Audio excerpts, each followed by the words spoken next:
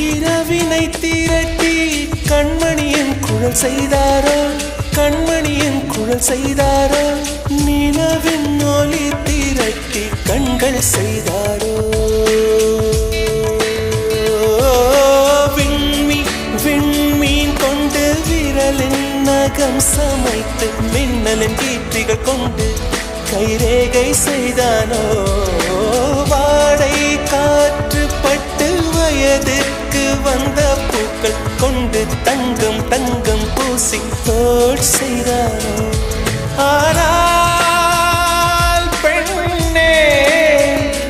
உள்ளம் கல்லில் செய்து வைத்தார்